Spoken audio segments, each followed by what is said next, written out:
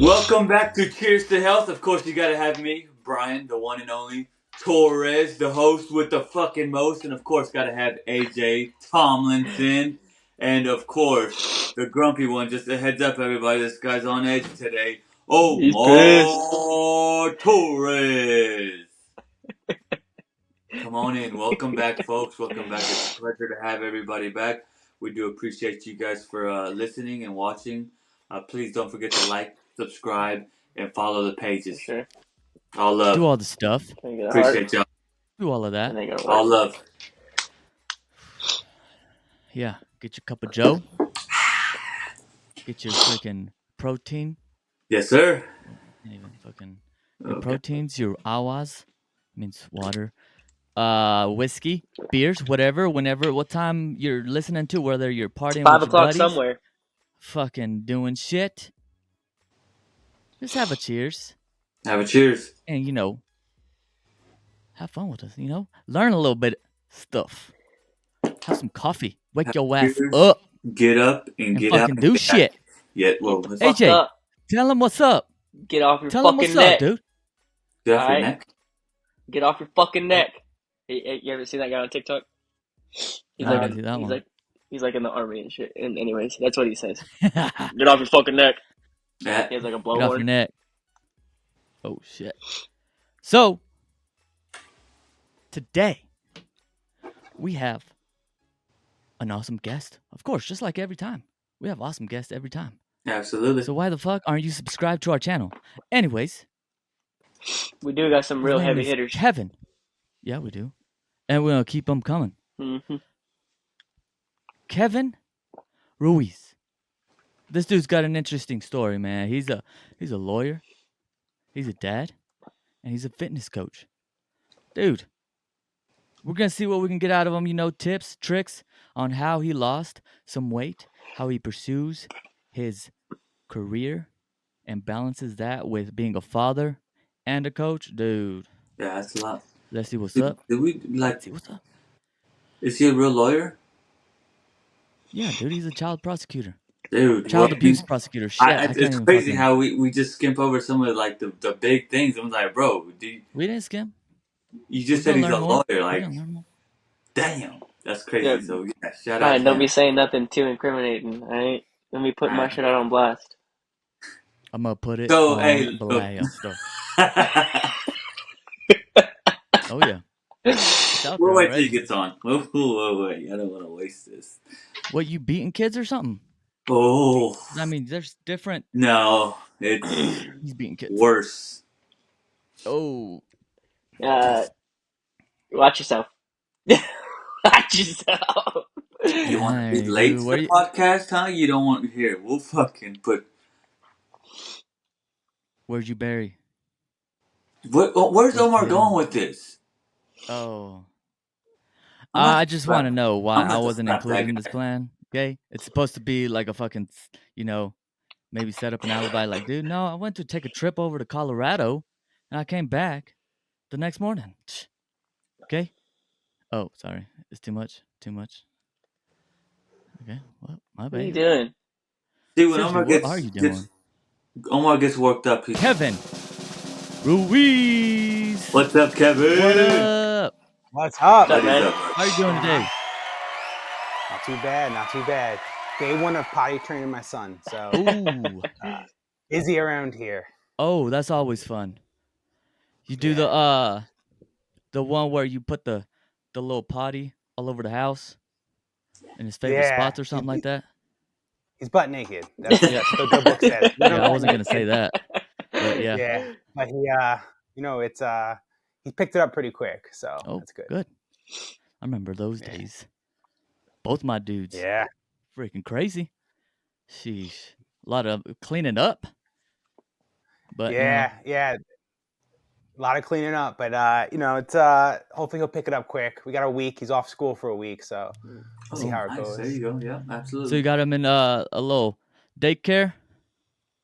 Yeah, we got him in daycare. He's in a twos program.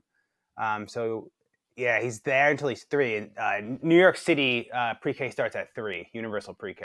Oh, So yeah, nice. we just gotta hold off a little bit more, get them into school. Oh yeah. So Kevin, please tell us a little bit about yourself. I mean, your health journey, like growing up to like now, who you are today. Yeah. So, I mean, I think my life is divided into like 3 different categories. I'm a father, obviously. I have a son. He's like 2.5. So we hopefully have a second one in a couple of months. The other part of my life is I'm a child abuse prosecutor in the Bronx. And that is the chunk of my day. It's what I've been doing for like the last decade. And then the third is, the coach and my life in the gym and online. So yeah, that's pretty much, that describes like 95% of my day to day. From the Bronx, I've grown up around the Bronx, lived in the Bronx most of my life. Father was a utility worker, brother was a utility worker, grandfather utility worker, Oh wow. great grandfather utility worker. I'm the only. I didn't know a lawyer growing up. I became the first lawyer of anyone that I knew. Oh wow. Very So I'm cool. also, I navigate that. Get a lot of late night phone calls when you're the only lawyer in your friend group or your family. A lot of late night phone calls. I was about to say, yeah, you're the one to go to. Yeah. Yeah, it's always a tricky one when someone calls you. Those 3 a.m. phone calls. It's either really good or Mhm. really bad. What do you need? True. It's usually pretty bad, right? Yeah. You don't wake someone up at 3 a.m. It's good. Got a quick question for you. Yeah. So I'm here with an officer. Oh man, what the hell did you Yeah. do? Don't What did say you a just get word. caught doing? Exactly. Shut up. Yeah. I'm also not your lawyer. Hire a lawyer. Yeah. But Yeah, so like along your journey, like what got you into it and everything? Like what made you kind of start getting into fitness and everything like that? Yeah. So I mean, growing up, when I was a teenager, I used to box competitively. I was an amateur, never went professional, like anything like that. Didn't make it to the finals of the Golden Gloves, but did fight in New York City's Golden Gloves. Oh They're wow. not called that anymore. They're called something else now. But when I was in high school, I used to be very athletic. Went to college. I was one of those kids where they made me come at the end of high school and they graded my final exams right in front of me to see if I could graduate high school. And then I went to college, focused on learning, focused on doing my best, made it to law school. Kind of lost track of the fitness aspect of my life. Mm-hmm. And then Easter Sunday, 2022. So a little less than a year ago, was Easter egg hunting with my son. Couldn't breathe, picking up the Easter eggs, couldn't keep up with him. And I said, this is not like the life I want to give him. Mm-hmm. I need to lose weight. And that was 123 pounds ago. I lost 123 pounds from July 4th, the day I started, to today. So a lot of hard work. that's awesome. Good. Started That's what I'm talking off about. in the gym. I started doing a lot of cardio. Yeah. And then I decided, nah, this isn't for me. I want to get big. So I started lifting. Yep. And that's kind of what I've been doing since. Okay. That's awesome. Sheesh. That's pretty cool. I mean, the kids always put a little imprint in you and they're like, dude, I want to, grow old and still be able to play with them, maybe even my grandkids and stuff like that. I want to run around, and they make Yeah. you kind of push yourself Mm-hmm. to be the better version of yourself and be able to do that stuff. So that's awesome that you found that out pretty early on in your kids, life, to be able to enjoy those moments. That's cool. That's cool. Yeah, definitely. The little ones, they like to run around. So you got to keep up with them. Mm-hmm. Oh yeah, they're wild. And, like, I didn't want to contribute to his trauma, right? Like, I was, BMI 50, something like that. Oh wow. Like, we all know what happens. You don't live a long life, Yeah. right? You're not going to make it to the 75 years. You're not going to make it to his wedding, or his see his life events. And I didn't want to be the one who contributed to him having this trauma as a teenager or a young kid losing his father. Yep. And that's in my control, right? Yep. And you got to control what you can control. So yeah, buckling down for him was the driver that really pushed me Yeah. to take the courses, to do the gym adventure. I taken a lot of courses to learn about how to best go about this, right? How to best lose weight without being detrimental to your life, without it impacting the other aspects of your life, and tying that into working full time as a child abuse prosecutor. It's something I've been managing, balancing that time. Mm-hmm. So yeah, definitely Definitely not easy, but definitely Right. doable. That's awesome. So like, while you were going through school to like become a lawyer and everything, is that when you decided you wanted to be the child abuse prosecutor, or was that later on, like afterwards? Good question. So it was afterwards. I went to law school. I was, so like I said, I barely graduated high school. Mm-hmm. Didn't do any homework, right? Didn't do anything. I would just come in. I got by on just knowing things or just memorizing things from having been in class a few times. Mm-hmm. When I went to college, I said, I'm going to do, history. I want to be a history teacher. I studied history, did a focus on public history, which is history, how you disseminate history to the public, museums, archives, things like Oh, okay. that. And then I decided I want to make money, right? So I went to law school. In my life, I had some life events happen in law school, and I was kind of lost for a little bit. Didn't know what I wanted to do with my life. And then I had always been good at doing mock trials and doing trial internships. And I decided I want to do something where I'm going to find purpose. Money didn't matter anymore. It's like I need to find purpose. I need to find a target that I can point myself at, a wall, and just hammer away at it. Mm-hmm. And to me, there's no greater calling than, trying to protect my city, the city I grew up in's most vulnerable population, children. And that is where I started. That's why I went to child abuse litigation. There you go. Awesome. Well, that's Appreciate awesome. that. Yeah. Yeah. So what would you say is like one of the biggest issues that you see in the I guess the child abuse realm where people should be more concerned about and kind of be on a lookout for to make sure that's not happening? Yeah, it's a good question. I do have to do the lawyer thing, right? No, The yeah. lawyer thing is, I am an employee of New York City. And whenever I say something in this podcast, it's just about me as a private citizen. I'm not speaking on behalf of the government. Right. Yeah. I do have to say that is part of No, I got you. the Yeah, condition yeah. of me like thinking about my expertise. But I think a big issue is apathy. People just don't care really. Like so you see it in different ways. You see people say, well, it happened to me and I survived or I endured it, so why can't they? Or, the government's bad, like police are bad, prosecutors are bad, child protective services is bad. So I'm going to mind my own business. And that has sometimes kind of detrimental effects that can cost lives. And, part of it is that the system that I'm a part of, in my opinion, my private opinion, doesn't have the best background. When you look at, let's say, the child protective system, right? It started as a way to remove Native Americans from their reservations or from their families, their culture, and essentially westernize them to destroy their culture. That is the origins of child protective, child protective work. And it wasn't until many years later that it became what it is now, which is more of you can argue policing parents' actions. You can argue it is more focused on making sure that children have optimal outcomes. But yeah, so that is definitely something that I think contributes to the current climate with prosecution, with policing, with child protection. And that's something hopefully we can redefine that legacy in the coming decades. Yeah, because I know a lot of times people, I guess you'll see somebody and they try to like discipline their child or something, like maybe it's at the store or something like that, and they see them freak out and they're like, oh, gotta calm down or whatever. But you don't want to be like, hey, you better knock that stuff off or I'm gonna have to send you in this bathroom and whoop your butt. And then somebody hears it and they're like, oh shoot, like now we gotta call these people up before something happens. What do you think about that Yeah. situation? I mean, it's important to know this is not legal advice, but in New York, you're allowed to hit your child. Corporal punishment is legal in New York. But you can't hit your child to the point that it causes them an injury or impairs them.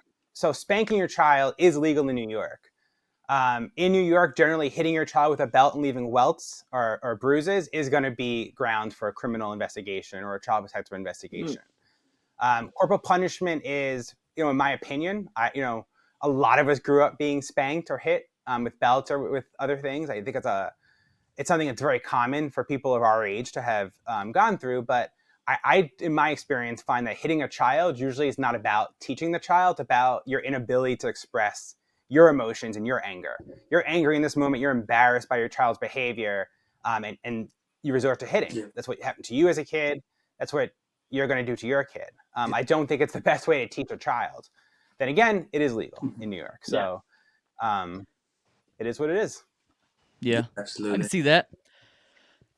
Um, cause yeah, I was thinking about this. I was like, I think there's like age groups where yeah, there's definitely no need to be punishing a kid at such a young age, maybe like 1, 2, even 3, because they don't fully understand it.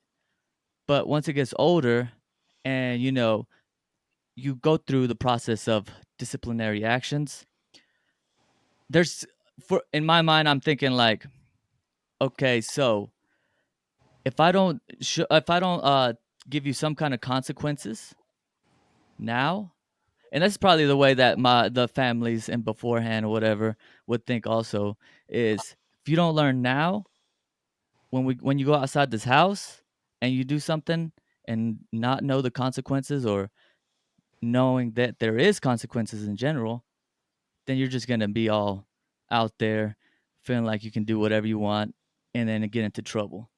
So yeah, I don't know. It's a weird deal because I talk to a lot of parents too and they're like, no.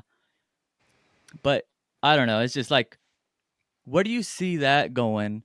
And also I'll think like, yeah, there's a difference between showing the consequences, but then also abuse. Like now you're showing your emotions instead of blah blah. Blah. So at the same time, explaining, but not going too crazy and being like, ugh. Like no, buddy. Like this is hey, there's consequences here. I just want you to know what happened. Blah blah blah. When they settle down, you kind of, and that's another thing that I uh, went through with the therapist. Also, was when it comes to consequences, or if maybe there's somebody like in a high state, like a kid throwing a temper tantrum and they freak out.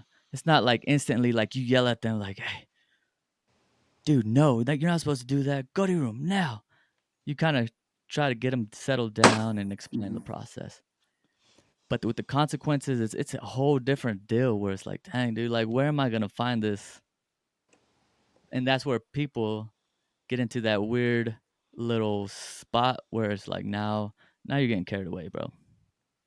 And that's where you come in, where you have to kind of like distribute whether they were doing that to be abusive or did they really mean this or how far does that go in where now you have to be like, dude, that dude's a bad parent, take him out or take his kid away or whatever. Yeah, because I feel Yeah. like So I've I talked mean, to Omar about that a little bit too. Because I feel like a lot of times it not a lot of times, but sometimes the kid can be being bad, but the parent or the person that's hitting the kid or trying to discipline the kid has been going through their own crazy stuff throughout the day, or maybe it's stressed out where they just outlash on the kid because he was being bad. So I think that needs to take the parent to take a step back and to realize, okay, well, yeah, I do need to talk to him, but that was on me for just, I was stressed out, I was going through this, and he dropped a piece of candy or dropped a glass of milk, and I just fucking backhanded him. Again, I don't have any kids, but I feel like I've seen that going, with a lot of kids, and maybe what I've gone through in the past, and just watching people how they parent, and I'm just like, man. So what were you going through? Why? Because before you talked to the kids, but for whatever reason you were going through some stuff, and the kid acted up, and you smacked the kid because he did this. You know what I'm saying? So I think it takes that might be where this Mr. Kevin here, Mr. Reese steps in and be like, hey man, that was on you. So maybe you need to go timeout now. you know? yeah. I mean, I will say this. So it's been a couple of years since I handled those type of cases. Because I've been with my agency so long. The things I'm dealing with are more what we consider in New York to be child abuse. So spanking your child and leaving marks is probably child neglect. Mhm. And we differentiate those things. Child abuse has profound impacts on a child. So I see, you know, classic child abuse would be something like shaken baby, where you shake a baby Mhm. to the point that they have brain death or they die. Yeah. branding a child, torturing a child, murdering your child. So that, I don't deal so much with the spanking stuff anymore. But I will say that in New York and this tri-state area, Connecticut, New Jersey, that area, we have a pretty profound, pretty robust, better way to say, pretty robust social services system. So there's usually access to services, and that's the preferred way to deal with a situation like that. Someone who spanks their child.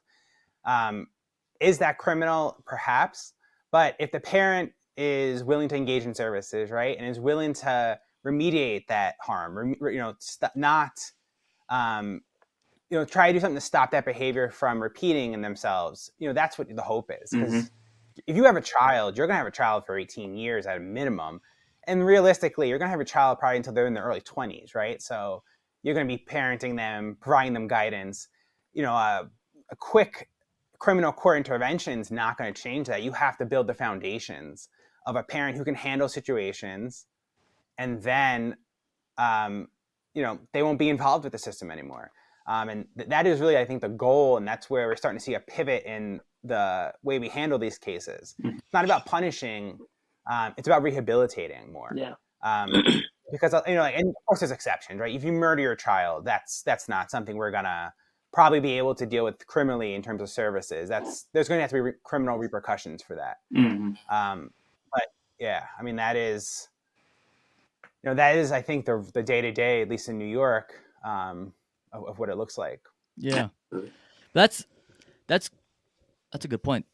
Like a little rehabilitation, kind of, because there could be a lot of instances where, dude, exactly, you need to step back, like Brian was saying, and that's where we, as fitness coaches, are like, okay, dude, maybe we need to relieve some of that stress because now you're letting it go out this way. You know what I mean?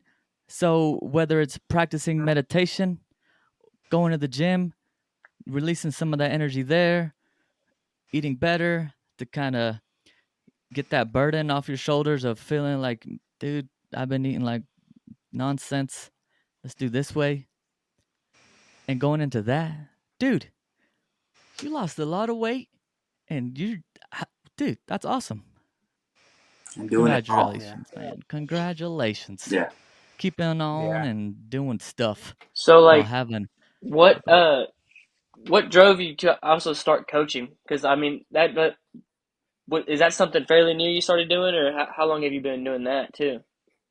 Yeah, it's pretty fairly new, and it kind of ties back, right? So we talk about going into the gym and relieving stress, but I think a lot of times with coaching and with the knowledge around fitness and nutrition, it is either people who have access to resources, people who can hire a coach, people who can hire a personal trainer, who can afford a gym membership, right? And then there's people who have to rely on Instagram for their fitness and nutrition advice. And like, let's be honest, Instagram is full of great advice. It's also full of like complete bullshit that people push. And it's someone like, I've gone through really 7 years of training on how to analyze research, analyze stuff, determine its credibility, if it's flawed, what kind of science it's relying on. I do that also as part of my living, right? A lot of the work I do, I have to call doctors. I have to discredit doctors.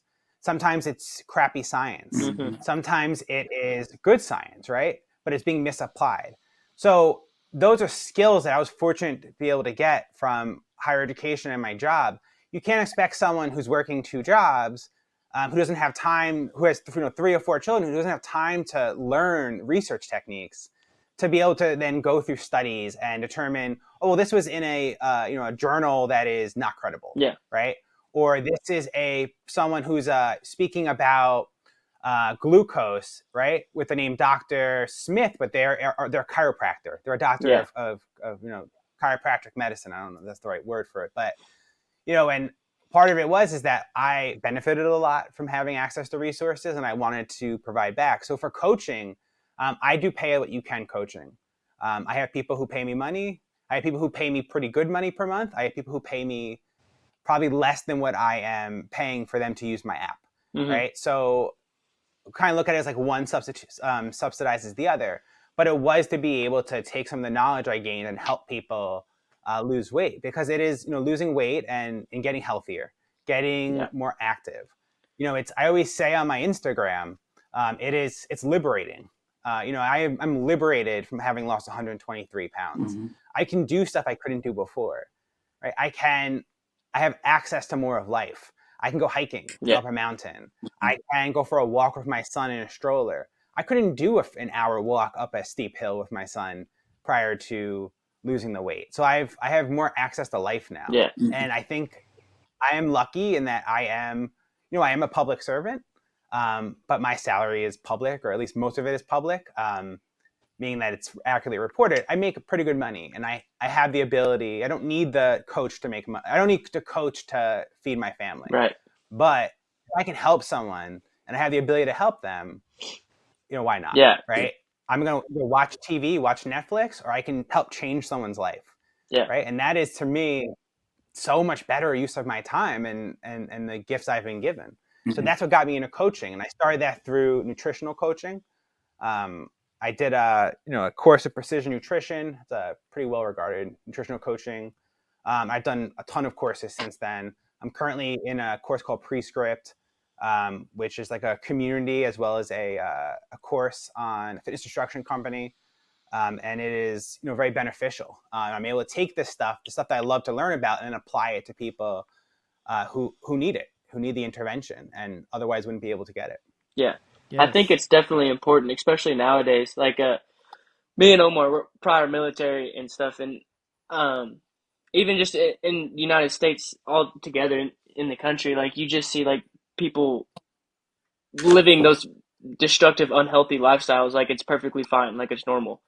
And it's not. Your quality of life isn't good. Like you're not gonna live to be 50 years old comfortably. You're gonna have those problems and all that stuff. And especially like in the military, like I was very surprised on how many people were obese, and like this is really what we're doing right now. And I think like a lot of people, they just don't, like, they look at being like working out and fitness in general, like all the like Mr. Olympias and stuff like that, they think of that and they're like, no, that's kind of like, I don't want to do that stuff. And then like you see it all over Instagram, like people taking steroids and they're perfectly cool with it and like all different kinds of stuff. And that really just pushes a lot of people away. But I think people just living too comfortably, just eating whatever they want, doing whatever they want, just sitting down for 12 hours a day. Like that's not okay. You got to be able to get up and get active and do something. If it's not for your kids or do it for yourself. You want that better quality of life. Yeah. And that's one of my biggest things when I tell my clients is like, I don't want this to be a short-term thing. This is for longevity, functionality. I want you to live the longest, fullest life. I want you to be able to play with your kids, grandkids, great grandkids. Dude, live it up. And I'm glad you said something, because AJ and Kevin, we always see the Instagrams of like this picture or this image of the perfect person. And that's why that's what my idea was in this podcast, is like just building better habits and learning from people like Kevin, and even him going through, lawyers, or being a lawyer, being a dad, or trying to balance all that and still having a healthy habit, losing all this weight. And dude, that's part of this freaking podcast. Mm-hmm. Is we gotta stop all these excuses and be healthy. Yes. Yeah, you can sit down a little bit, but get up. Now they have a little time. You can put a timer on if you're sitting around too long. Boom, 30 minutes. Get up for a minute. Mm-hmm. Walk around. Small steps, and keep on going. Yeah. And it's generational, like my son now can do, someone taught him, it might have been me, but someone taught him burpees, right? So this kid has me doing burpees, There you go. right? And he wants to do burpees. He wants to do bodyweight squats. He wants to do push-ups. So giving him that as a child, or him being exposed to that as a child, is going to have profound impacts. Growing up, like obviously, obesity runs in my family. So the eating habits were not conducive to my current lifestyle, right? So we grew up like my parents had learned to eat. You eat when you can eat, right? So like someone offers you food, you eat that food, because who knows what's coming next, right? We don't who knows what tomorrow's going to bring. That's not the world that I find myself in now. It's not the world my son's going to find himself in.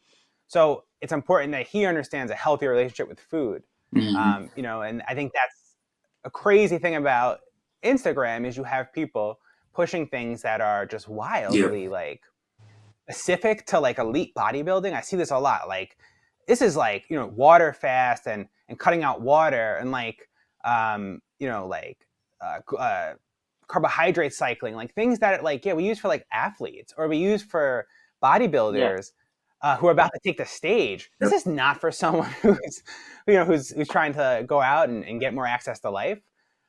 So you see this a lot come up on Instagram. People think this is the answer, right?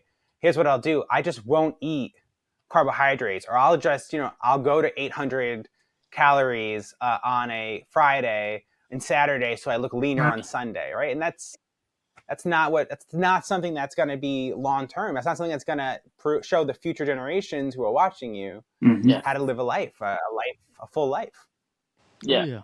That's one of the problems with those like fad diets too. Like, you know, like keto or carnivore, like for certain people, they have their benefits and everything. But for your average person that's just like trying to get into a healthier lifestyle and they see that, and then, you know, that could, you know, deter them from be like, oh, this is kind of crazy. Like, what the hell is this? But then you got to think like, you know, you got to take those baby steps with it. You know, you can't walk into the gym on your first day and be expecting to bench 400 pounds and, you know, all this crazy stuff. You know, it's a process and you got to trust the process.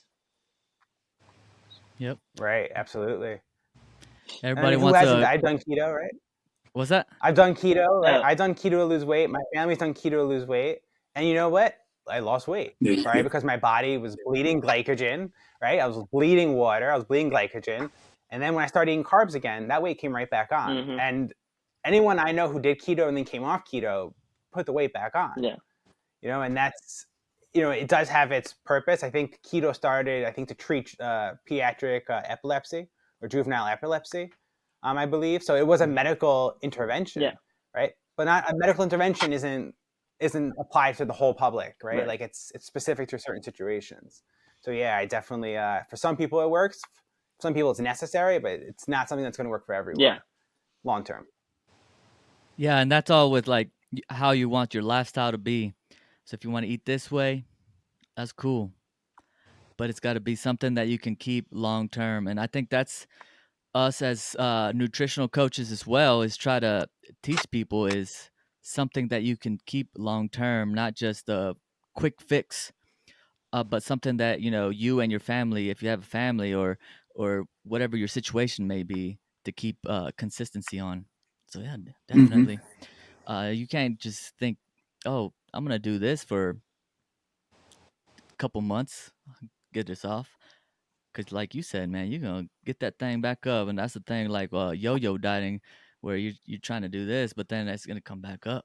No, you want something consistent, long term, and yeah, dude. How do you do it? What's your little routine like? So my routine is my day to day is, it's a little crazy. I'm not gonna lie, and I don't say this is sustainable to everyone, but this is. I always also tell people I don't set an alarm clock, right? So I wake up usually around 3 a.m. I do not set an alarm. That's when I wake up. If I wasn't going to the gym, I'd still be up, right? Like that is just how I am. I wake up at 3 a.m. and I am ready to like run a marathon. I come up with full energy. So, you know, I start lifting usually around 4 o'clock. Before then, sometimes I'll have like a snack so I don't feel hungry. Something like, you know, I like Fairlife. I drink some of the Fairlife milk in the morning. I like rice cakes because they're sweet, give me a little sugar boost. Then I lift, shower, get my son up, go to work, come home, play with my son, go to bed. And I do the same thing, you know, 5 days a week. But that's not for everyone, right? And there have been times where I haven't woken up at 3 a.m. and that's fine. Today, I didn't wake up at 5 a.m. I woke up late at 6 a.m. And that's late to me because normally I've been up for 3 hours.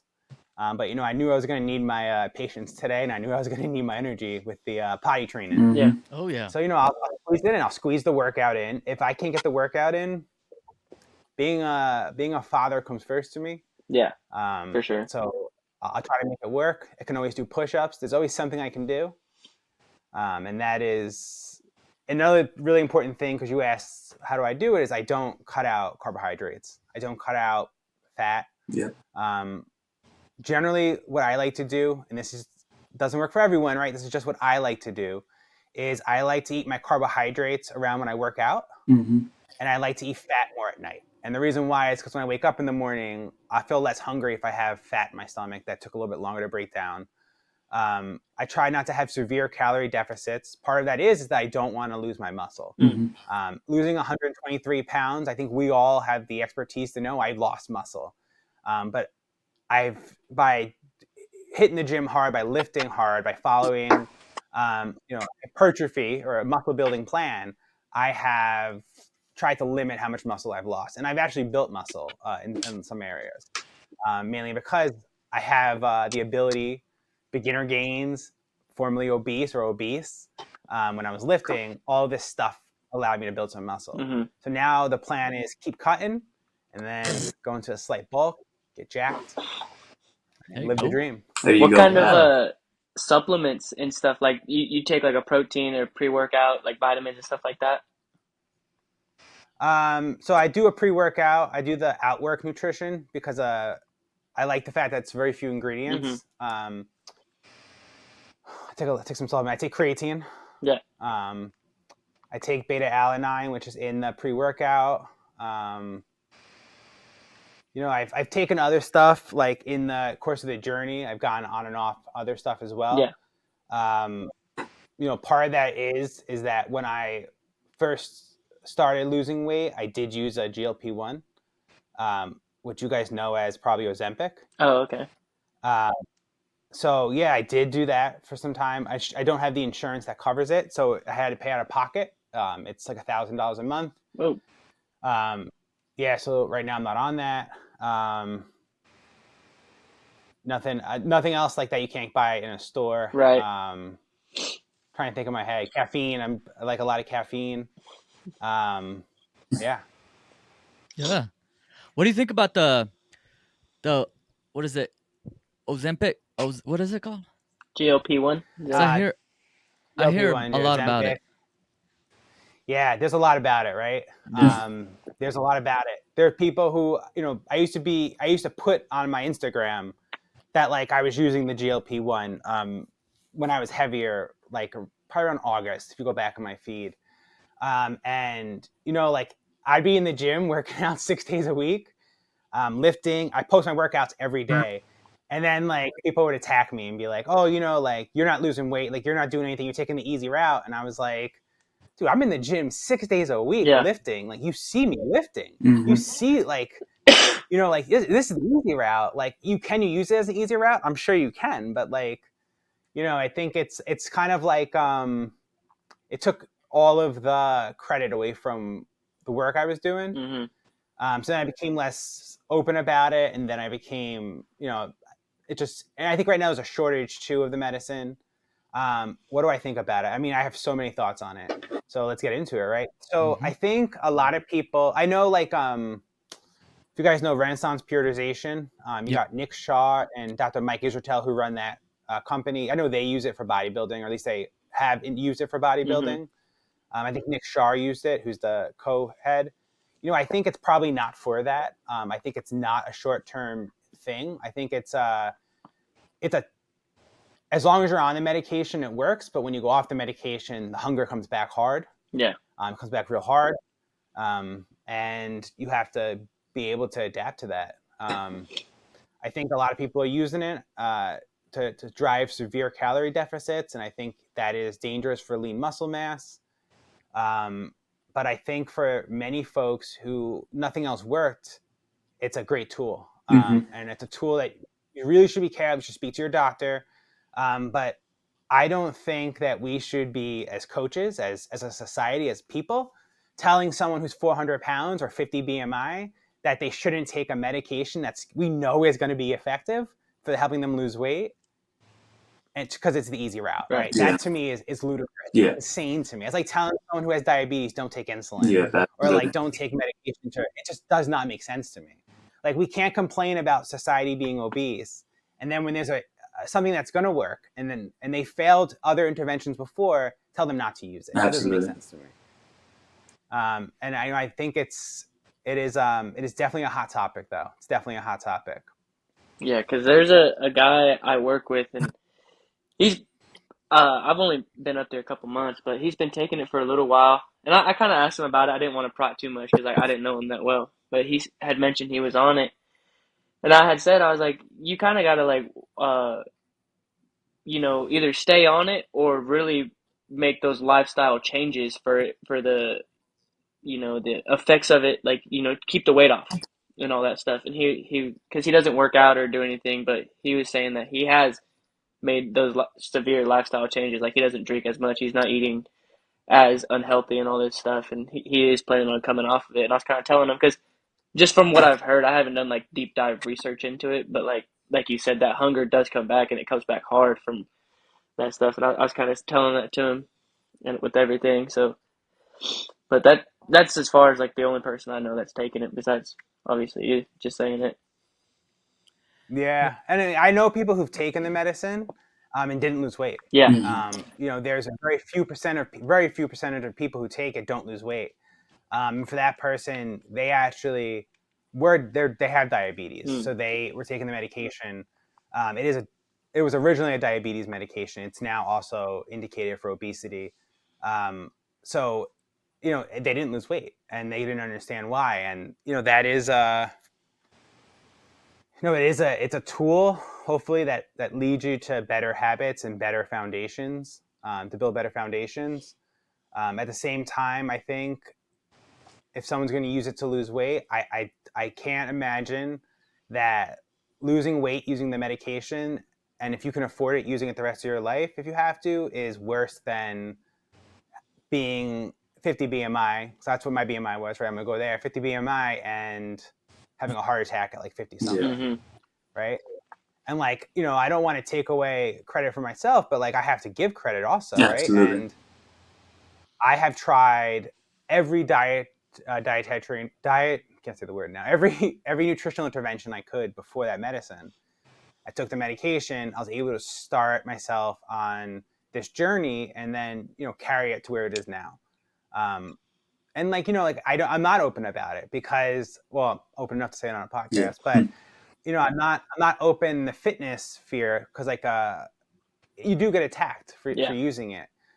It's kind of like the guy who built himself up to the stage, and used steroids. It's everyone wants to attribute their success to steroids. Everyone wants to attribute the weight loss to the medication, and that's something I just it is what it is, right? I did it, I used it.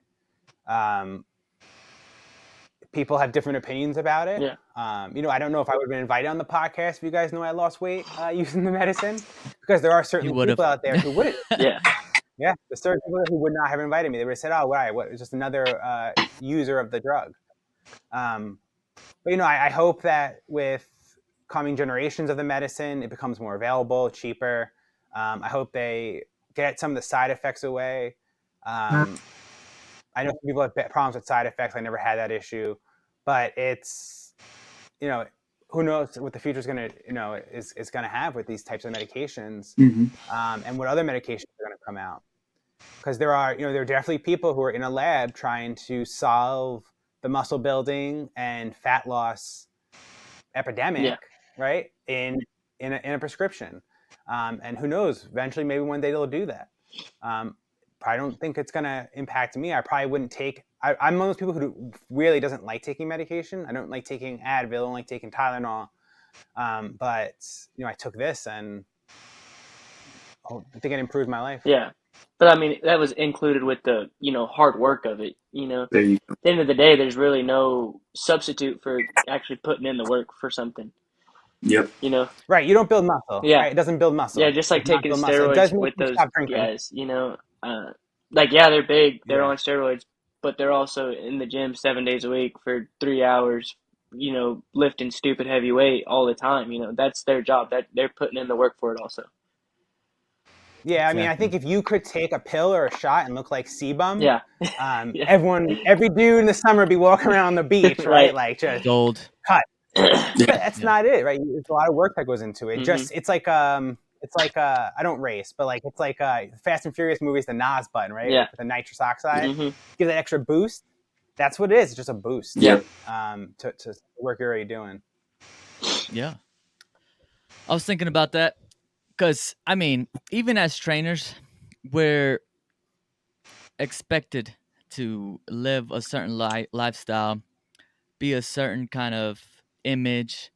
And that's what I always think about. I'm like, I'm always concerned of like how people look at me, even going to the grocery store. If I just want to grab a little bit of something, I'm scared that one of my clients is going to see me or something like that. Just because of what we're expected as trainers Mm-hmm.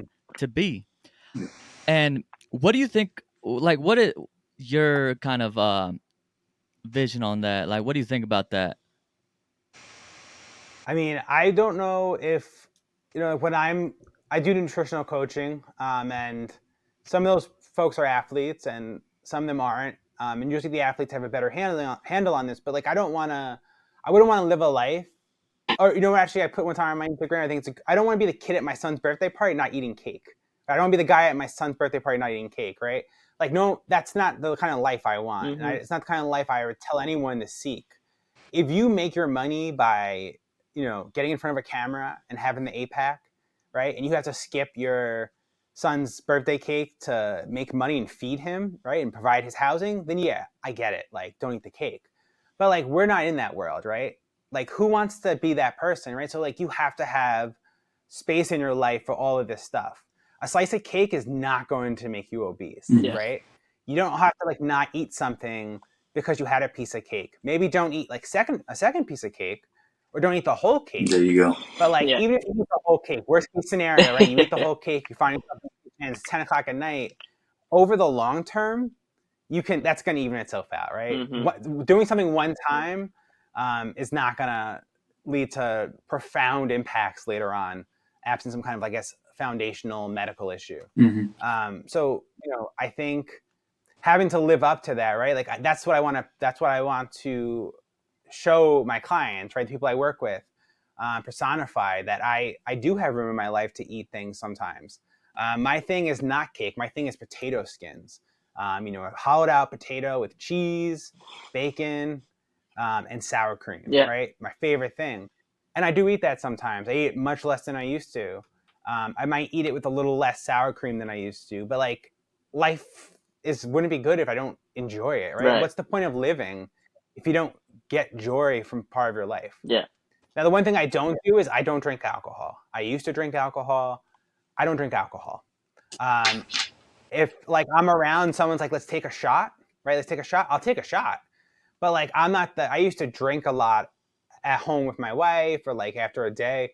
I don't do that anymore. I have no problem with people who drink Hmm. alcohol. The reason why for me is I don't really like the person I become when I drink too much alcohol. I become kind of like I think a little bit of an asshole to like even to myself. Yeah. I can be really hard on myself. I can be really hard on other people. Also, that was like a classic advice that seasoned detectives will give you, seasoned prosecutors, when you do my work: don't drink alcohol, because it's going to become a crutch. When you have a bad case, the bad Oh, cases are going to stack up, and all of a sudden now you're not going to be able to keep the image of something you saw out of your head. You're going to drink more. Hmm. It's a bad cycle, and I'm sure you see that. As two of you, I think, are military veterans. I've had cases of military veterans who use substances to the point that I had to get involved earlier Hmm. in my career. And it's always a tricky thing, right? So these are people who sacrificed. This was many of these folks were combat veterans, and they lost they lost themselves temporarily to a substance, and Hmm. it impacted their ability to care for their child. And like, that is a horrible thing, because on one hand, I almost look at it as if this is a repercussion of this is like an injury from combat, right, from Yeah. war, because the military didn't do a really great job on preparing them on the mental health aspect of what happened, right? 100%. Yeah, and then like now we're essentially punishing them because of the repercussions of what happened. Yeah. So I've always tried to I give every family I work with as much as I can give, but I always made sure I met the standard that would respect the fact this person sacrificed, Right. is suffering because they sacrificed for me, and how can we get there the best? How can we get the best outcome for this mother or father? Mm-hmm. So yeah, I mean, I do talk a lot, I ramble a lot, but that is kind of where I am now in terms of showing how I want my clients to see me. Yeah. Yeah, absolutely.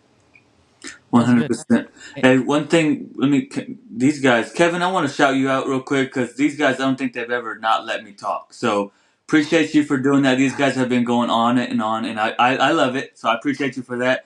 And but I did have a question. So and this is more so because you just spoke about it a little bit. It's just more about the mental health, what kind of mental health strategies for staying focused and resilient? Because I mean, you lost 123 pounds, man, and like you said, you came from a family who is obese, who has that in their background. Because a lot of folks, they're like, oh, well, this is just who I am, man. This is my mom, my dad, this, that, and the third. This is who I am. So what kind of tips, or techniques would you share for folks who, just think that this is who I am. It's not who you are, man. You are who you want to be. So, what mentally do you tell yourself? Every day, like you said, you get up at 3 sometimes, like almost daily, and then you have such a high pressure job at times where you are dealing with such high stakes stuff. With life and death, pretty much. What mentally goes through your mind to make you get up and do those workouts, and to stay active? What is it that you do mentally to keep positive and keep moving forward? Yeah, so I mean, it's going to be a little bit of a longer answer, That's okay. which would be scary and how much I ramble. But like I don't have one way of dealing with things, right? So I kind of why can't I remember this word? I kind of like have different compartmentalize. There you go. Listen, growing up, I had actually a speech impediment, right? I couldn't speak. I couldn't walk until I was like 3. And now I'm a trial attorney, right? So I speak for a living. So I always think that's cool. But in terms of different aspects of my life, right? Like my job requires a lot, right? It requires that I both be the source of sometimes of almost retribution or the source of justice or protection. And to do that, I have to be someone who can wield the sword of justice, right? If we're going to be poetic about it. But on the other hand, I have to be compassionate because that's not, the sword's not for everyone, right? You have to be compassionate. So being able to switch between those requires that I have different like mindsets or different ways of dealing with it. The other day I had to deal with a case where I had to show like a lot of compassion to someone who did something bad. And then later in that day, right, like clam the shields together, right, and rally like against someone who did something really bad, who is not worthy of compassion, who did something horrible, who needs, I need to be the person who's going to hold that line between them and the harm they can give their child. So that ability to like kind of focus on different aspects is a tool I use. So like when I wake up 3 a.m, it's not a question, right? I wake up in the mindset of like, I am the kind of guy who wakes up, he goes to the gym, he lifts, right? That's just who I am. You can call it, I get into like the mindset of a meathead, right?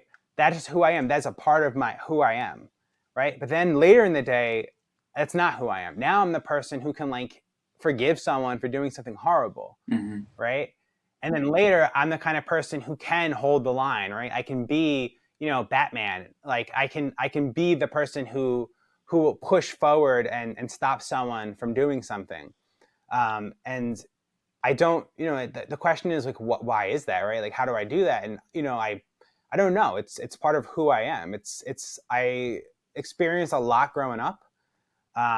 And part of it is the way I was raised. I value resilience. I value the ability to be able not to be put off by someone else's actions, right? I always tell the younger attorneys I have to mentor, like, you can't let your adversary dictate your actions or how you handle something, right? Because that's part of their job, is to keep you off kilter.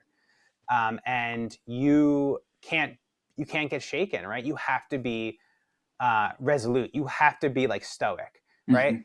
Immovable, right? When you take that stand, like when you take that table, which is like where we practice, like when we actually are lawyers, we stand before a table. When you take that table, right, you are undefeatable, right? You are inevitable. You are not going to be stopped, right? If you want compassion, there's nothing that's going to stop you from showing compassion, right? You can't let them control you, right? And it's hard though, because you get people who will do this kind of work and they get really hyper focused on taking the sword and going after people, right? They get really focused on the retribution, on the punitive nature of what we do. And then you have people who are on the opposite side, who take the social work approach. Everyone's a victim. Everyone was victimized, right? You have to kind of fall in between. Just because you were victimized doesn't mean you get to victimize someone else. Doesn't mean that just because you endured something as a child doesn't mean you get to do the same thing to your child. 100%. If you want help, we'll find you help. That's our responsibility as the government. And this is my view as a private citizen. I want to clarify that. It's our job as the government, or the job of the government, we'll say, not me, but the government, is to help its citizens and give them help. But if they're not willing to accept that help, if they're still going to cause harm to a child, it's our job to protect that child. That's what the law says. That's what society, through their elected representatives, has said. We prioritize the safety of children. Absolutely. So, yeah, so getting into that kind of mindset of this is who I have to be, this is what the situation called for, is something that's helpful. And, like I said in the morning, I'm the kind of person who goes to the gym. That's who I am at work. I'm the kind of person who took an oath, who took a job, right? We literally take an oath when you get us appointed to my job. I'm the kind of person who took a job where I said, I'm going to stand between children and harm, right? This is where I grew up. This is where I was born, right? This is my community. And I tell people who come from other states, you came to my community, to my borough of the Bronx, right? And you said you were going to protect children. You said that you'd stand there. Now you're telling me it's too hard. I'll make it easier I'll help you. But at the end of the day, you have to hold that line. That is what we promise. That's what we get paid to do. That is our obligation to the people who we serve, right? That is our job. At the core of it, that is our job, right? So, sanitation workers make sure that the garbage isn't overcoming on the side of the street. Police officers, for the most part, protect citizens in a bad situation. Firefighters put out fires and help people in car accidents. Your job is to stand in between children and harm and hold that line. And you said you were going to do it, so let's do it, right? And that is kind of the mindset you have to get into. But like I said, one mindset doesn't apply to everything. Yeah. So there's certain times where that is the mindset I push. At other times, recognize this person is a victim. Something did happen to this person. And if we can help them without tearing them down, that's great too. Because in the world, you have destroyers and you have builders, right? You have people who build beautiful things and people who tear things down. And it's easy to say that the people who tear things down are bad, right? The destroyers are bad. But you can't build if you don't destroy, right? You can't build a beautiful new high-rise if you don't tear down what's there already. So everything has its place in the world, right? And sometimes we have to be destroyers. We have to tear family bonds. But the hope is that we can then rebuild it with services, with interventions, right? And that is our job, right? And if you look at it like that, there's both a place for destroying and building. I think it helps you focus and helps you prioritize the best parts of what my job calls for, either in life or in nutritional coaching, right? So it's not much different in being a coach, right? You have to tear down the old habits, right? You had a bad day, so you're going to eat an entire sleeve of Oreos, right? We're going to destroy that. We're going to break that chain, right? So you're no longer going to have that where you're going to eat those Oreos when you have a bad day. We're going to build something new in its place, right? So from now on, you go for a walk for 10 minutes. You can't do that. You do 10 body weight squats. You can't do that. You sit down and you just close your eyes and you do breathing for 5 minutes, right? We build something new over what we destroyed. I love it. Yeah. I love it. There you Well said. Kevin, I love your passion, man. I love that you do your research on all this stuff, man. Really, I do appreciate it, dude. You're very, very, I love the energy. The energy is awesome, brother. I really do appreciate it, man. That's the kind of go. stuff Yeah, absolutely. that we love on this podcast is your passion, dude. Yes, Your passion of helping, because that's the goal of this podcast. Is we want to help anybody in any situation Yeah. who's struggling to get up and get active. Well, there's yes. ways. Yeah. There's ways. Yeah. There's You just gotta there's dig very down. few real and get- excuses that you have that'll keep you from getting up and getting out there and doing something. You know, like yeah, Yeah, I love you that, gotta, AJ. I love that because there are real excuses, right? But they're far in Yeah. between, right?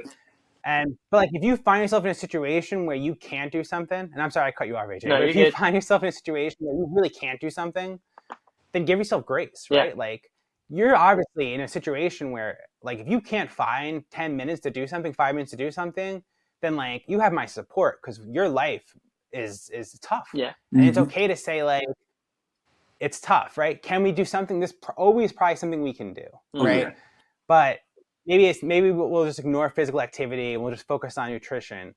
Maybe we'll make sure that, you know, when you go grocery shopping, you're going grocery shopping anyway, we won't get the Oreos. We'll get the, you know, Quest protein bars or something. You know, I'm not a big fan of protein bars, but everything has its place, Yeah. right? Yep. Imperfection is you have to accept imperfection. Mm-hmm. Trying to optimize and trying to be perfect can become detrimental to your health journey. And I think people sometimes forget that. They think they have to come in, I have to, you know, do 30 minutes of high intensity cardio. I have to hit 90% or 100% of my calorie macros, right? That's not going to be sustainable for the vast majority of us. Accept the fact that it's not going to be perfect and just don't get knocked off kilter. Yeah. Right? Yes, I ate the cake. Yes, I ate the Oreos. That's not going to impact me tomorrow, right? Yeah. And I think finding that balance, getting back to that homeostasis is really important. Absolutely. So, yeah, absolutely. You have to recognize that there are times where, you know, your son is sick. You can't go to the gym. You have COVID-19. You have the flu. You have something, right? Yeah, if you have the flu, don't go lift weights. Like that's insane. Don't go do cardio. Like, don't do that. Like, that's okay. You know, you have there's a reason why.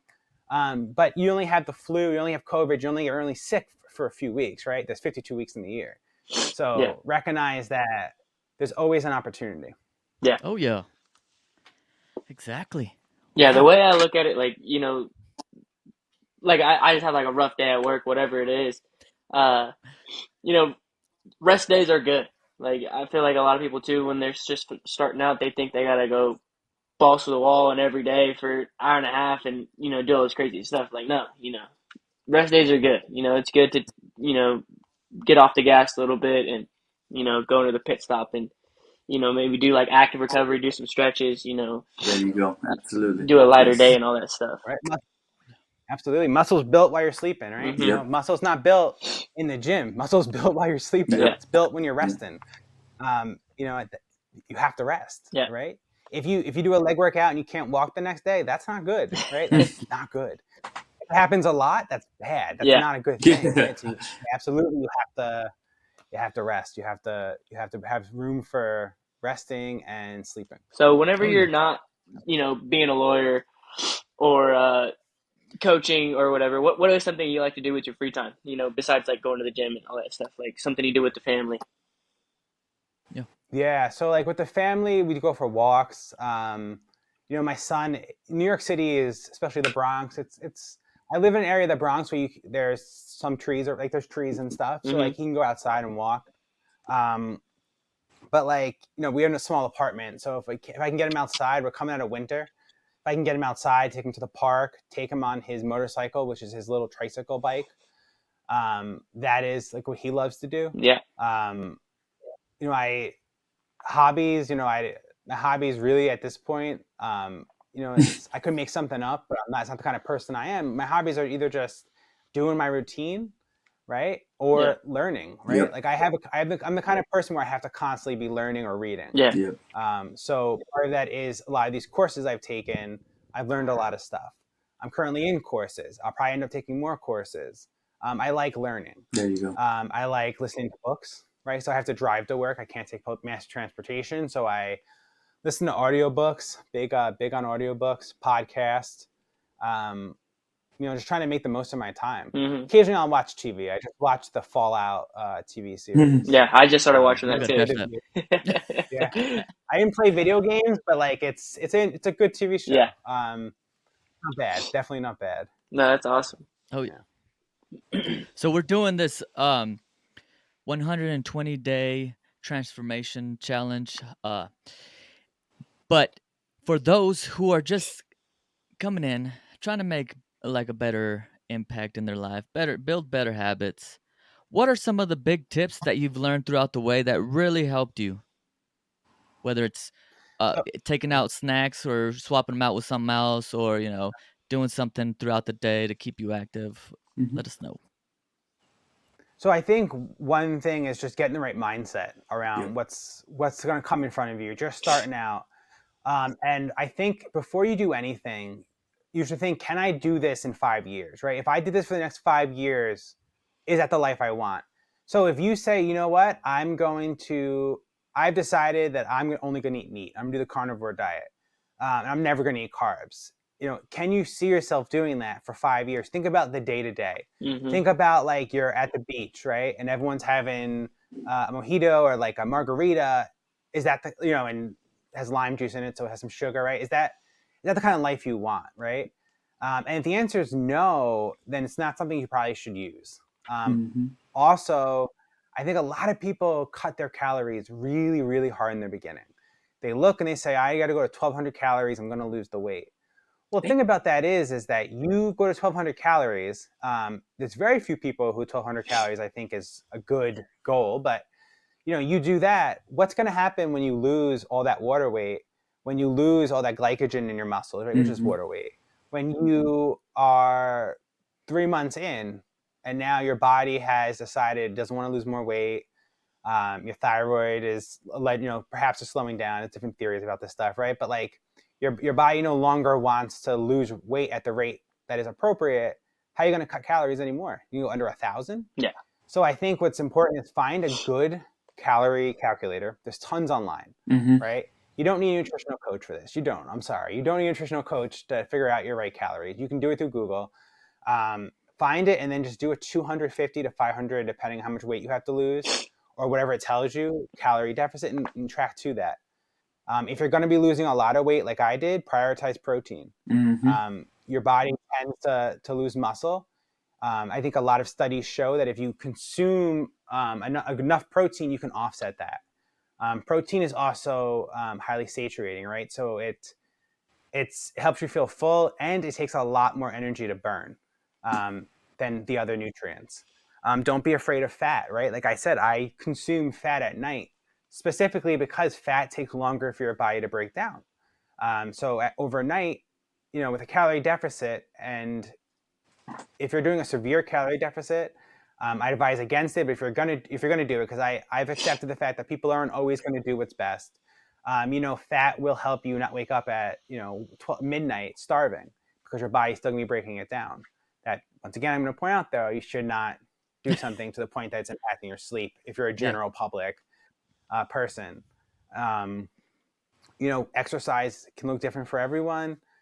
The people you see on Instagram doing workouts, if you see someone who has a bodybuilder build, right, and they're doing kettlebell workouts, they likely did not use kettlebells to build that body, right? Like, you can get lean, but like you're not going to get like massive quads doing bodyweight squats, right? Like they're using weights, they're using machines in gyms. And you have to accept the fact that like there are going to be people online on Instagram who have to feed their families, and they're going to do what they have to do to feed their families, right? Like there's a saying my family always has, everyone has to eat, right? Like at the end of the day, right? If God forbid something happened and I found myself in a situation where I can't feed my son and I can't get help feeding my son, right? And I think, well, I can rebrand myself. I can take a 15-pound kettlebell and say, look, I lost 123 pounds, follow my kettlebell workout, right? I didn't lie. I lost 123 pounds. That's a fact. Yep. Follow my kettlebell workout. Sounds great, right? Buy my program for $29, right? At the end of the day, like I can't say I'm above doing that if it's a matter of feeding my family. So how can you expect other people doing the same thing, And I think part of that is like you look at these people, you have to look at the motor behind people. You have someone who sells 500,000 copies of a book saying that eating only meat is healthy for you. Well, they have a vested interest in you following that and believing them. So, Instagram is not a good Instagram is for influencing, not for teaching. Yeah. It's actually a quote I'm taking from a guy named Eric Bugera, who's a I like that. hypertrophy expert. It's for influencing, not for educating. So you have to know that going in. Yeah. This person is trying to influence you. Mhm. It's a business tool, Instagram. It's a tool for accountability, but it's a tool at the end of the day. That's awesome. And part of it, Instagram was very instrumental when I first started out on my health journey. I can't say it wasn't. Building a community where I didn't have a community. I work out at 3 a.m. There's not many people awake. So what ended up happening is I would always be talking to these guys in Australia because their time difference. So I had this thing with Sebastian Oreb, who's a strength coach in Australia. Jackson Payos, who's a bodybuilder. These guys in Australia who I'd interact with on their post and interact on my post. It became motivating to me to have these guys following and chatting. But at the same time, they're using Instagram to sell an image, to sell programs, to sell education. And you have to know that, right? So it can be both a tool for good and it can be detrimental if you allow it to influence you too much. Absolutely. 100%. And reach out to people, ask for help.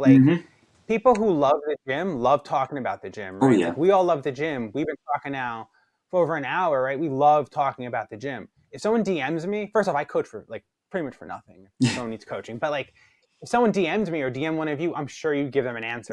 Oh yeah, I wouldn't do that, or here's a great resource. The big guys in the gym, the guys who love the gym, they want to talk about the gym. Their wives or their girlfriends or their boyfriends, husbands, they want them to speak to you about it because they're sick of hearing about it at home. Right? That is part of it, right? You're doing them a favor. Ask them for help. They will love to show you how to do it. 100%. They love to talk about the gym. Love talking about nutrition. Yeah. So definitely ask for help. Definitely DM. And it's always be wary of people who can promise you something. Because this is for people starting out. They can promise you that you'll lose 30 pounds in a month. How could they know that, right? Yeah. If everyone could lose 30 pounds in a month doing a 30-minute workout a day, cutting no food, don't you think that everyone would be 30 pounds lighter? It was so easy and so simple. Yep. That, they can just send you a free guide or send you a guide for $30. There'd be no Ozempic, there'd be no Wegovy or the other ones. You have to recognize that, right? You have to recognize that it's going to be hard. It might not be as hard as you think it's going to be, but there is no simple solutions to something that the greatest minds of our society are still trying to figure out. Yeah. Oh yeah. So by taking that first step, getting up, getting out, and getting active, folks. Kevin, man, I love the energy. I love your mind, all the research you do, all the homework you do, man. That's freaking awesome, man. Again, that passion is there, and I love to see it, man. Thank you so much for that. Awesome. The biggest thing that I was thinking about was community. And that's, dude, you got to have that support system. You got to have people that are thinking the same. Because, man, we're trying to build up. Yeah. Most of the time. And of Absolutely. course, we talk about recovery and stuff. But right now, we're talking about building up as in, growing as a community, as people being active. Let's get it. Yeah. Being healthy. Good mindset, positive. Yeah. Dude, Yeah, I love the energy. I think love today it, man. you definitely took the message of the podcast and, hit a home run with it. Honestly, I mean, from just being a normal dude, a lawyer being so busy with everything, but you're still finding the time to get active with everything and, pushing the message, spreading knowledge with it, you're not gatekeeping as people are saying nowadays, So that's awesome, Yes. Definitely appreciate your time, Kevin. I know, dude, it's the weekend. You want to spend time with your kid? Dude. Yeah. Appreciate it for sure, to walk out there and see how the potty train's going. I'm sure it's gonna be. I guess I put my duck boots on. Duck boots. Oh yeah. Awesome, man. Well, thank you for having me. Like I said. Thank you. Cheers, man. Cheers to health, my friend. If anyone wants to reach out on Instagram, I don't have a cup. Sorry, or I do have a bottle somewhere. If anyone wants to reach out on Instagram, my Instagram handle is lifting_lawyer_dad. Yeah. Oh, yeah. And listen, hit me up on Instagram. Like I have no problem answering questions. Yeah. The 3 a.m. phone Thank you. calls better be coming in again. We appreciate it again, Kevin. You take care, man.